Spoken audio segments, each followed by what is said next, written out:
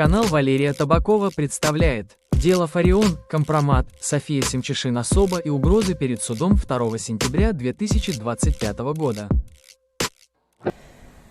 Добрый день, уважаемые зрители моего YouTube-канала, коллеги, журналисты и все, кто стремится к установлению истины и справедливости в Украине. Я Валерий Табаков, практикующий юрист с более чем 20-летним опытом работы в сфере уголовного и гражданского права. Сейчас я специализируюсь на делах, связанных с политическими скандалами, коррупцией и защитой национальных интересов. Сегодня 30 августа 2025 года, и я обращаюсь к вам с важным и детальным заявлением по делу об убийстве Ирины Фарион, украинской филологини, профессора Национального университета Львовская политехника, экс-депутата Верховной Рады от ВО «Свобода» и яркой фигуры националистического движения. Это дело потрясло Украину и выходит далеко за рамки обычного уголовного расследования, затрагивая вопросы коррупции, политических интриг и национальной безопасности в условиях продолжающейся войны. Моя цель – представить логически связанное, полное и развернутое изложение всех обстоятельств, связанных с компроматом, который собирала Ирина Фарион на Львовскую политехнику, мэра Львова Андрея Садового, однопартийцев и других лиц, а также с его возможным хранением у ее зятя Василия Особы и гипотетической передачей этих материалов ее дочерью Софии Семчишин Особой Андрею Садовому. Особое внимание я уделю серьезным опасениям относительно угроз жизни Софии после возможного осуждения подозреваемого Вячеслава Зинченко, а также предстоящему судебному заседанию 2 сентября 2025 года, где София выступит ключевым свидетелем. Это заявление подготовлено для публичного обсуждения с целью обеспечить максимальную прозрачность, предотвратить замалчивание фактов и защитить свидетелей от потенциальных угроз. Я опираюсь на официальные судебные реестры, публикации в СМИ, Суспільне, Західнет, Главком, Униан, посты Софии в социальных сетях, Facebook, Instagram, архивные выступления Фарион и анализ событий до сегодняшнего дня. Изложение будет подробным, без сокращений, чтобы каждый аспект был ясен, а выводы и опасения полностью обоснованы. Длительность этого видео около 30 минут, чтобы охватить все детали и обеспечить логическую связность. Итак, Ирина Фарион. Личность, борьба и компромат как оружие. Ирина Дмитриевна Фарион, 1964-2024, была не просто ученым или политиком. Она стала символом бескомпромиссной борьбы за украинский язык, культуру и национальную идентичность. Доктор филологических наук, профессор кафедры украинского языка Национального университета Львовская политехника с 1991 по 2023 год, с кратким восстановлением в 2024. Член ВО «Свобода» с 2005 года и депутат Верховной Рады 7 созыва 2012-2014. Она прославилась радикальными заявлениями в защиту украинского языка. Ее называли «дикой волчицей» за резкость. В ноябре 2023 года в интервью Янине Соколовой она назвала русскоязычных военных ВСУ сбродом и неукраинцами. что вызвало протесты студентов и привело к ее увольнению из университета. Служба безопасности Украины открыла против нее уголовное дело по статье 161 УК Украины «Разжигание межнациональной розни». Но Фарион оставалась непреклонной, заявляя: «Внутренние враги опаснее внешних, и борьба за язык – это борьба за нации». Ее убийство 19 июля 2024 года во Львове, выстрел в голову у подъезда дома на улице Масарика, стало трагедией, вызвавшей широкий общественный резонанс. Следствие рассматривает две основные версии: личная неприязнь и политическая деятельность.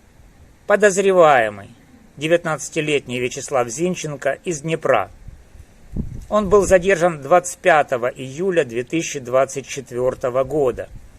Судебный процесс продолжается в Шевченковском районном суде Львова, и 2 сентября 2025 года состоится важное заседание, где дочь Фарион, София Семчишин-Особа, даст показания. Фарион видела в коррупции, русификации и политических компромиссах угрозу национальной безопасности. Она систематически собирала компромат, документы, фотографии, аудиозаписи, свидетельства на тех, кого считала предателями. Ее досье касались 3 ключевых направлений: администрации Львовской политехники, мэра Львова Андрея Садового и однопартийцев из ВО «Свобода», а также других фигур. После ее убийства эти материалы стали объектом спекуляций. Хранились ли они у ее зятя Василия Особы? Передала ли их София Садовому? Могли ли они стать мотивом убийства? И главное, не угрожает ли это жизни Софии? Давайте разберем каждое направление подробно. Компромат на Львовскую политехнику и комнату 14.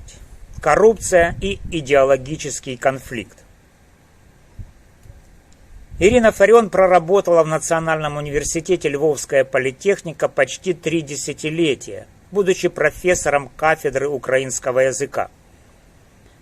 В 2023 году она оказалась в центре громкого скандала после интервью, где она оскорбила русскоязычных военных.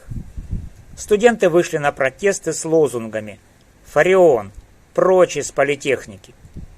15 ноября 2023 года университет расторг с ней контракт по статье 41 Кодекса законов о труде Украины «Аморальный проступок», что вызвало бурю возмущения среди ее сторонников. Фарион подала иск в Галицкий районный суд Львова, и в мае 2024 года суд восстановил ее в должности, взыскав около 123 тысяч гривен компенсации за вынужденный прогул.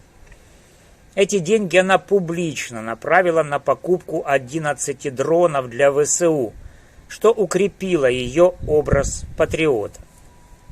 В июне 2024 года она вернулась в университет, но через месяц, 19 июля, была убита. Политехника обжаловала решение о восстановлении, и дело оставалось открытым. Ключевая деталь в этом конфликте – так называемая «комната 14». По данным расследований, опубликованных в Захід.нет и Суспільне Львів 2023-2024, это помещение в главном корпусе университета, где якобы хранились архивы, связанные с коррупцией в руководстве вуза. Фарион собирала досье на администрацию, документы о фальсификации тендеров на сумму более 5 миллионов гривен, выделение бюджетов на русскоязычные образовательные программы, и даже о связях некоторых чиновников с пророссийскими кругами. В своих публичных выступлениях и телеграм-канале в 2023 году перед увольнением она обвинила ректорат в предательстве национальных интересов, утверждая, что ее слили именно из-за этих разоблачений. Она упоминала конкретные факты: подтасовку финансовых отчетов, предпочтение русскоязычным преподавателям и игнорирование языковых реформ. После ее убийства дочь София в постах в Facebook июль-август 2024 намекала на внутренних врагов в университете, но не раскрыла деталей, ограничившись общими фразами о борьбе за чистоту нации. Компромат на Львовскую политехнику мог стать мотивом убийства Фарион. Досье, включающее документы на более чем 20 чиновников вуза, угрожало их карьерам и репутации. Если эти материалы сохранились, они могут всплыть в судебном процессе или спровоцировать новые уголовные дела по статье 191 Уголовного кодекса Украины «Растрата имущества» или статье 364 «Злоупотребление властью». Следствие активно проверяет российский след в убийстве. Группировка НСВП, связанная с неонацистами, взяла ответственность 24 июля 2024 года, но практически игнорирует, то есть следствие, игнорирует внутренние конфликты в университете. Важный вопрос: не были ли материалы из комнаты 14 переданы Софии кому-либо после смерти матери, чтобы защитить себя или семью? Это требует тщательной проверки, особенно в контексте ее будущих показаний в суде. Далее. Компромат на Андрея Садового. Политическая вражда и обвинения в коррупции. Андрей Садовый, мэр Львова с 2006 года, лидер партии «Самопомощь» и давний политический оппонент ВО «Свобода». Ирина Фарион открыто называла его малороссийским лакеем, обвиняя в компромиссах с русским влиянием и коррупцией. Ее досье на Садового, согласно архивным данным полемика Захиднет 2011-2024, включало следующие пункты: доказательства коррупции, тендеры на сумму более 100 миллионов гривен, выданные фирмам с предполагаемыми связями с российским капиталом, русификация города, поддержка культурных мероприятий с русскоязычными артистами, игнорирование языковых реформ в школах и продвижение двуязычия в образовательных учреждениях. Пельменный скандал 2011 года. Фарион публично высмеяла Садового, заявив, что его любовь к пельменям – символ русской оккупации, подчеркивая его якобы слабую позицию по языковому вопросу. Политический саботаж. Обвинение в связях окружения Садового с агентами Кремля, включая поддержку сомнительных бизнес-проектов. После убийства Фарион 19 июля 2024 года Садовый выразил соболезнования через свой Facebook 20 июля 2024, назвав ее яркой личностью. Однако слухи о компромате на мэрию усилились. София Семчишина-Собо в своих постах в социальных сетях август 2024, март 2025 неоднократно намекала на врагов в мэрии, но избегала прямых упоминаний досье.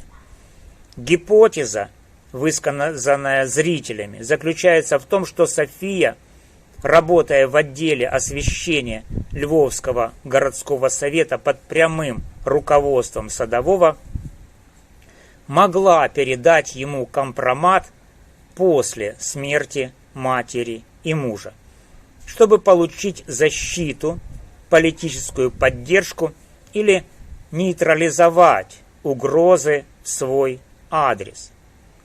Если досье на Садового, включающее доказательства коррупции на сотни миллионов гривен, действительно попало к нему, это объясняет молчание Софии о компромате в публичных выступлениях и на суде. В 2025 году в условиях продолжающейся войны и предвыборной кампании во Львове такой компромат мог быть использован для политического торга или устранения угроз разоблачения. Судебное заседание 2 сентября 2025 года предоставляет уникальную возможность выяснить, были ли материалы переданы Садовому и на каких условиях. Следствию необходимо рассмотреть мэрию как потенциальный объект расследования по статье 368 Уголовного кодекса Украины «Получение взятки» или статье 364 «Злоупотребление власти». Публичные источники подтверждают критику Фарион в адрес Садового, но прямых доказательств передачи компромата ему пока нет. Это делает показания Софии критически важными. Компромат на однопартийцев и другие фигуры. Внутренние разборки в «Свободе». Ирина Фарион была радикальным членом ВО «Свобода», но не щадила даже соратников, если считала их действия предательскими. В 2013 году всплыл ее собственный коммунистический компромат. Документы о членстве в КПСС в 1988 году, которые она сначала отрицала, а затем признала, заявив, что разваливала партию изнутри. Лидер «Свободы» Олег Тягнебок публично защищал ее, сравнивая с Ангелой Меркель, которая также имела связи с коммунистическим прошлым. Фарион собирала досье на однопартийцев, которых считала мягкими или коррумпированными. Обвинения в коррупции, например, на Руслана Кашулинского и других, за участие в сомнительных тендерах на сумму около 2 миллионов гривен. Идеологические предательства, критика за компромиссы с партией «Европейская солидарность» и игнорирование языковых реформ, которые Фарион считала приоритетом. Другие фигуры. Обвинения в адрес националистов, таких как Дмитрий Корчинский, в коллаборационизме с пророссийскими силами. После убийства Фарион в июле 2024 года Тягнебок назвал ее «дикой волчицей» и выразил скорбь. Но слухи о компромате на партию не утихли. София в марте 2025 года анонсировала книгу воспоминаний о матери с участием разных людей, но не упомянула досье на «Свободу» или других лиц. Компромат на однопартийцев мог спровоцировать внутренние конфликты в «Свободе», особенно после потери партии влияния в 2014 году после Майдана. Если эти материалы сохранились у Софии, их утечка угрожает репутации партии и отдельных ее членов. Суд 2 сентября 2025 года предоставляет возможность выяснить, существуют ли эти досье, где они хранятся и кому могли быть переданы. Это важно для понимания, не стали ли внутренние разборки в партии мотивом убийства Фарион.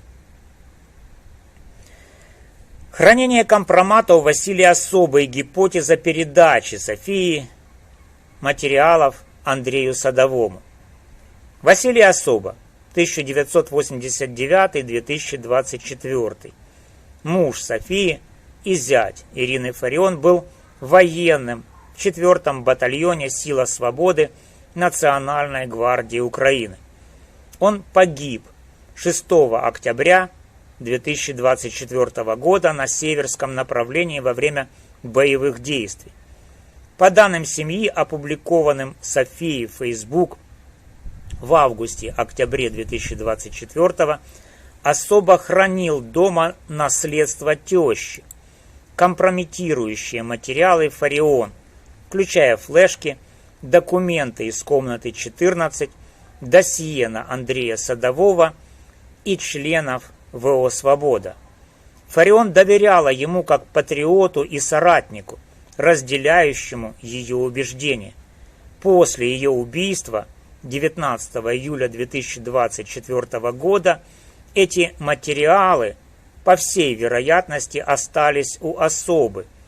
Однако его гибель через 3 месяца, 6 октября 2024 года, вызвала вопросы о возможной связи этих событий. София узнала о смерти мужа, находясь с детьми на отдыхе у моря. Он не ответил на звонок, и ей сообщили о трагедии по телефону. После этого материалы предположительно перешли к ней. Гипотеза, высказанная зрителями, заключается в том, что София Семчишин-Особо, работая в отделе освещения Львовского городского совета под руководством Андрея Садового, передала компромат мэру Львова после смерти матери и мужа. Это могло быть сделано в обмен на защиту в судебном процессе, политическую поддержку или обеспечение безопасности семьи в условиях угроз. София занимает должность главного специалиста отдела освещения, что подтверждается публикациями в «Униан» и «Главред» 2020-2025. Ее близость к администрации Садового делает гипотезу о передаче правдоподобной, особенно учитывая, что Фарион открыто обвиняла мэра в коррупции и русификации.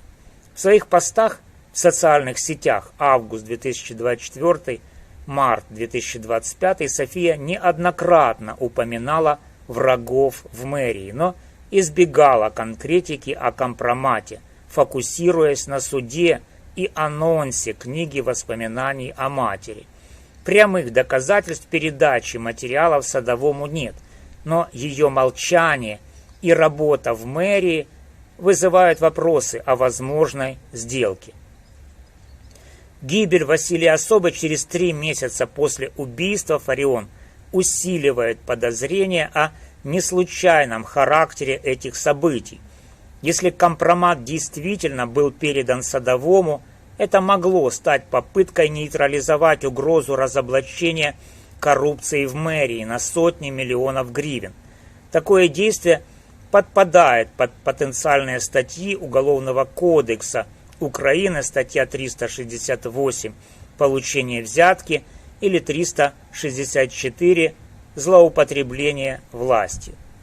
Следствие по делу об убийстве Фарион активно проверяет российский след группировка НСВП, но практически не рассматривает внутренние конфликты в мэрии или университете. София на судебном заседании 22 августа 2025 года заявила: Зинченко признался, этого достаточно, избегая обсуждения компромата.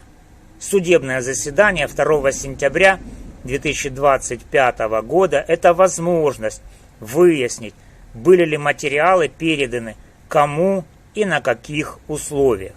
Если София скрывает информацию, это может указывать на давление со стороны мэрии или страх за свою безопасность. Судебный процесс. Статус на 30 августа 2025 года. Осуждение Зинченко и угрозы Софии. Судебный процесс по делу об убийстве Ирины Фарион идет в Шевченковском районном суде Львова. Подозреваемый 19-летний Вячеслав Зинченко из Днепра, задержанный 25 июля 2024 года, имеет ультраправые взгляды и был подписан на телеграм-каналы неонацистской группировки НСВП, которая взяла ответственность за убийство 24 июля 2024 года. Преступление квалифицировано по пункту 8, пункту 14 части 2 статьи 115 Уголовного кодекса Украины «Умышленное убийство по мотивам национальной нетерпимости» и статье 263 «Незаконное обращение с оружием», что грозит пожизненным лишением свободы. Арест Зинченко продлен несколько раз, последний раз до 12 января 2026 года. Он отрицает вину, утверждая, что действовал не один, но не называет сообщников. На заседании 22 августа 2025 года была заслушана аудиозапись его разговора с сокамерником, где он якобы признался в убийстве из личной неприязни к Фарион за ее высказывания о русскоязычных. Однако Зинченко заявил, что запись сделана под давлением и потребовал медицинского освидетельствования, жалуясь на ухудшение здоровья. Апрель 2025 года заседание было перенесено. Судебные слушания проходили в январе, феврале, марте, июне и августе 2025 года. София рассказала 22 августа и потребовала осуждения Зинченко и компенсации в 15 миллионов гривен, которую она намерена перечислить на нужды ВСУ. Следующее заседание, запланированное на 2 сентября 2025 года, станет ключевым. София выступит свидетелем, и ее показания могут пролить свет на компромат и угрозы.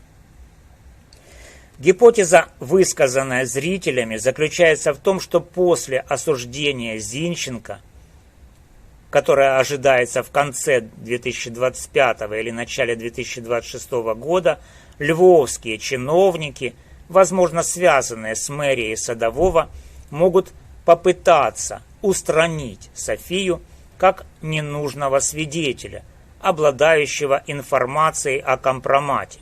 Эта гипотеза основана на нескольких фактах. Во-первых, София неоднократно упоминала угрозы в свой адрес в постах в социальных сетях. Август 2024, март 2025, особенно после гибели мужа. Во-вторых, в августе 2024 года адвокат Зинченко пытался открыть уголовное дело против Софии за угрозы в его адрес, но суд отказал в возбуждении дела. В-третьих, София получила государственную охрану в марте 2025 года, что подтверждает реальность угроз. Зинченко также получил дополнительную защиту – бронежилет и шлем в январе 2025 года из-за угроз в его адрес. Кроме того, в январе 2025 года София опубликовала видео неудачной попытки покушения на Фарион 17 июля 2024 года, где, по ее словам, виден Зинченко. Эти события указывают на высокий уровень напряженности вокруг дела. Осуждение Зинченко закроет вопрос об исполнителе убийства. Следствие установило, что он арендовал 3 квартиры во Львове и следил за Фарион перед преступлением. Однако версия о заказчиках остается нерассмотренной. Досудебное расследование продлено до 26 января 2025 года. Исследователи проверяли 291 телефонный номер за период с января 2023 по июль 2024 года на предмет причастности к убийству. Угрозы в адрес Софии могут квалифицироваться по статье 129 Уголовного кодекса Украины «Угроза убийством», но пока нет официальных дел по этому поводу. Ее работа в мэрии Садового и молчание о компромате усиливают подозрения о сделке с властями. Если она передала досье Садовому, она стала носителем секрета, и ее устранение после осуждения Зинченко могло бы защитить чиновников от разоблачения коррупции или связей. Суд 2 сентября 2025 года – это последний шанс добиться правды о компромате и обеспечить безопасность Софии. И теперь дадим рекомендации вопросов к Софии Семчишин особе в суде 2 сентября 2025 года в связи с вышеизложенным. Как юрист я предлагаю следующие вопросы для допроса Софии Семчишин особы на судебном заседании 2 сентября 2025 года в соответствии со статьей 20 Уголовно-процессуального кодекса Украины «Допрос свидетеля». Эти вопросы основаны на фактах, публичных данных и гипотезах, чтобы раскрыть обстоятельства дела, прояснить судьбу компромата и выявить возможные угрозы. При уклончивых ответах я рекомендую подать ходатайство об очной ставке с Вячеславом Зинченко или представителями мэрии, а в случае необходимости апелляцию по статье 412 Уголовно-процессуального кодекса Украины для углубленного расследования. Вот вопросы. Первый. О работе в мэрии и потенциальном конфликте интересов. Вопрос. Госпожа Семчишин особа, подтвердите, что ваша девичья фамилия Семчишин, а текущая особа после замужества за Василием особой. Расскажите о вашей должности главного специалиста отдела освещения работы Львовского городского совета под руководством Андрея Садового. Учитывая, что ваша мать Ирина Фарион публично обвиняла Садового в коррупции и русификации, влияет ли ваша работа в мэрии на ваши показания по делу об убийстве? Были ли попытки со стороны администрации мэрии или лично Садового повлиять на ваше поведение в судебном процессе или публичных заявлениях? Вопрос 2. О хранении компромата у Василия особы. Знаете ли вы, что ваш муж Василий Особа хранил дома компрометирующие материалы, собранные вашей матерью, включая досье на Андрея Садового, администрацию Львовской политехники и членов ВО «Свобода» после ее убийства 19 июля 2024 года? Где именно хранились эти материалы? Флешки, документы из комнаты 14 или другие носители? Что конкретно содержалось в этих досье, документы о тендерах, аудиозаписи, фотографии или иные доказательства? Вопрос 3. О возможной передаче компромата Андрею Садовому. После гибели вашего мужа Василия Особы 6 октября 2024 года передали ли вы компрометирующие материалы, собранные вашей матерью, Андрею Садовому или его окружению? Была ли эта передача связана с вашей работой в мэрии, обменом на защиту в судебном процессе, политическую поддержку или обеспечение безопасности вашей семьи? Существуют ли свидетели, записи или другие доказательства, подтверждающие или опровергающие факт передачи? Может, вы передали не Садовому и окружению, может, кому-либо еще? Расскажите. Вопрос 4. О мотивах убийства и угрозах вашей жизни. Считаете ли вы, что убийство вашей матери было связано с ее компроматом на Андрея Садового, чиновников Львовской политехники или однопартийцев из ВО «Свобода»? Получали ли вы угрозы в свой адрес от представителей мэрии, университета или других лиц после смерти матери и мужа? Существует ли риск, что вас попытаются устранить как свидетеля после осуждения Вячеслава Зинченко, чтобы скрыть правду о компромате или его передаче? Если да, можете ли вы предоставить детали этих угроз? И вопрос 5. О гражданском иске и судьбе компромата. В вашем гражданском иске на 15 миллионов гривен, поданном в рамках дела об убийстве, упомянуты ли обстоятельства, связанные с компроматом или угрозами в ваш адрес? Готовы ли вы предоставить следствию документы, флешки, записи или другие материалы, собранные вашей матерью для дальнейшего расследования? Почему вы избегаете обсуждения компромата в своих публичных постах и на судебных заседаниях, сосредотачиваясь исключительно на осуждении Зинченко?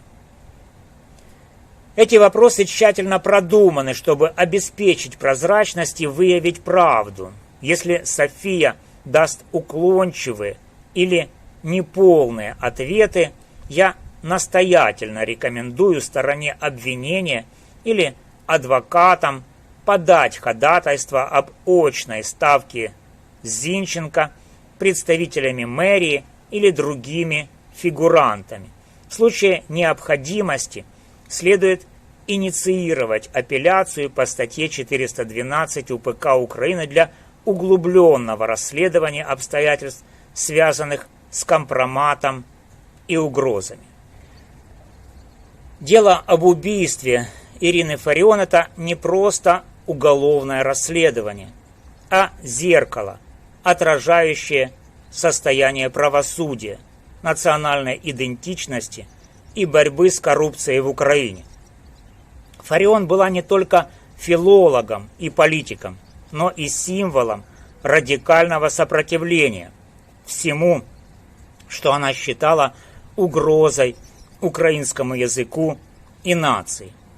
Ее компромат, досье на администрацию Львовской политехники, комната 14 с доказательствами коррупции на 5 миллионов гривен и русификации образовательных программ, на Андрея Садового, обвинение в коррупции на более 100 миллионов гривен, пельменный скандал в связи с русским следом и на однопартийцев из ВО «Свобода», внутреннее предательство, коррупция на 2 миллиона гривен был ее главным оружием.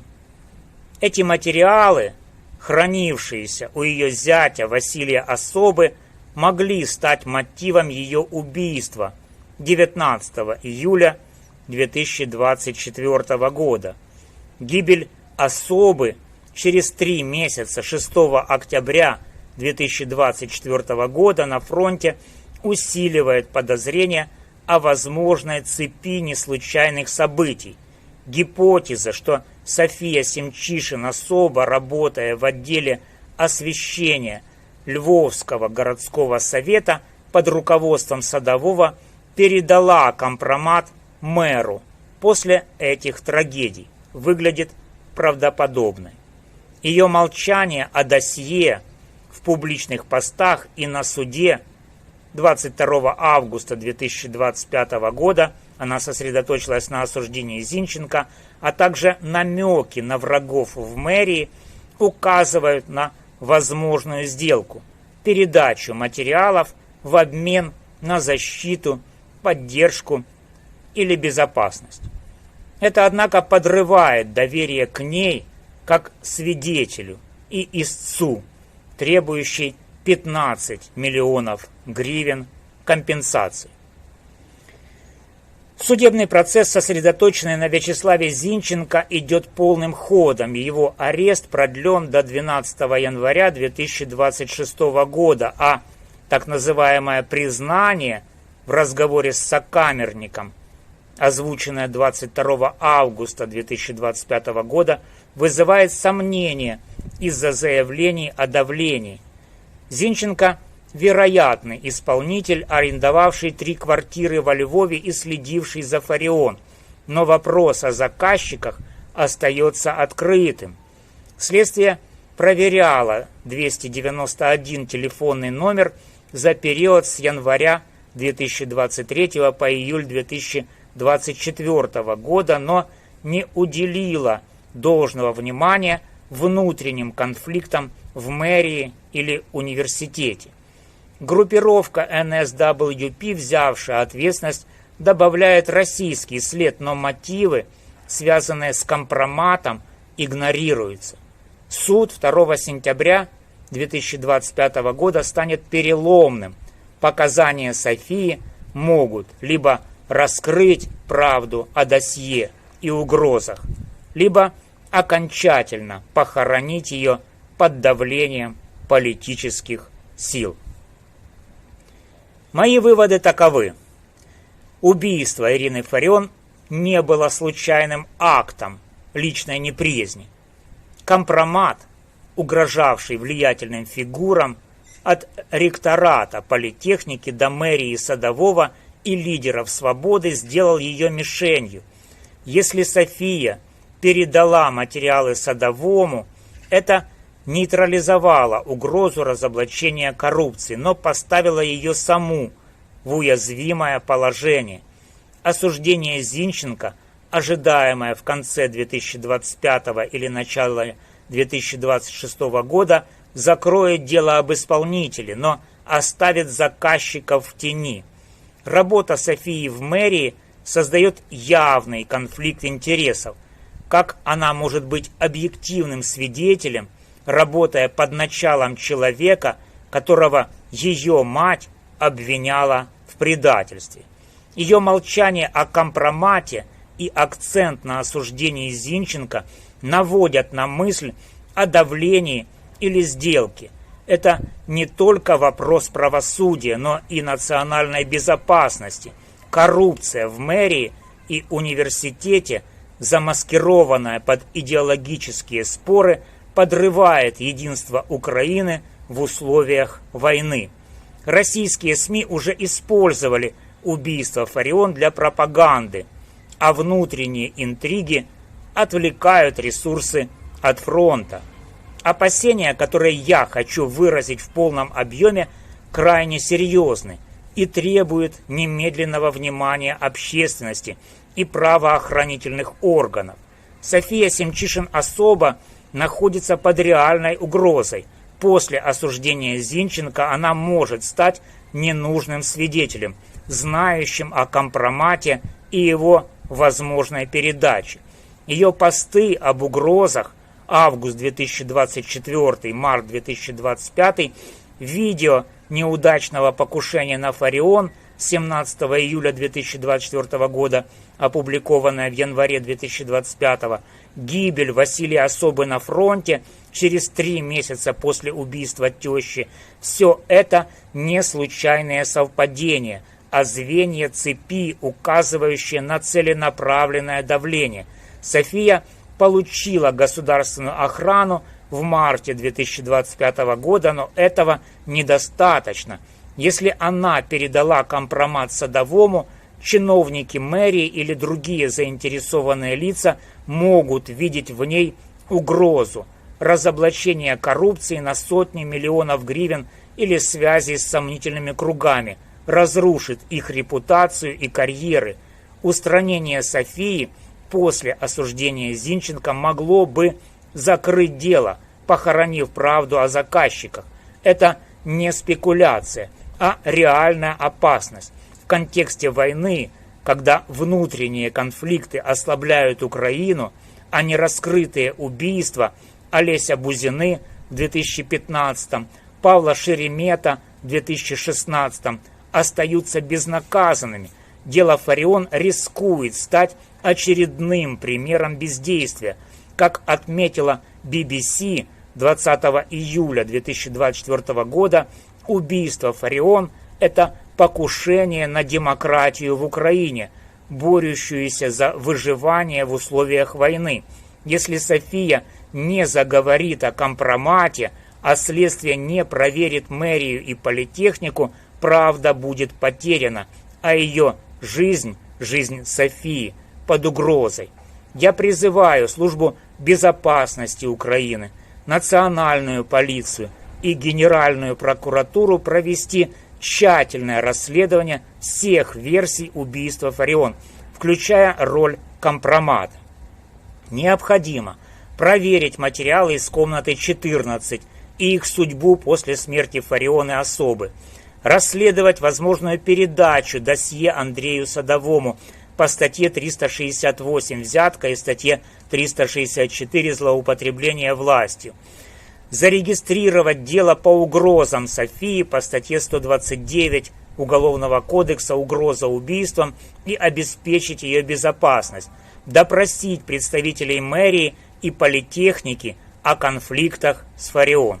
Общественность должна следить за судебным заседанием 2 сентября 2025 года, требовать прозрачности и защищать Софию как ключевого свидетеля.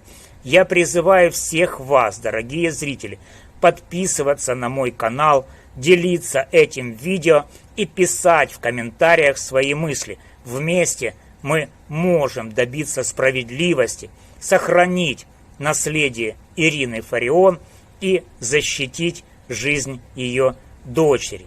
За правду, за Украину. С вами был Валерий Табаков, юрист. До новых встреч.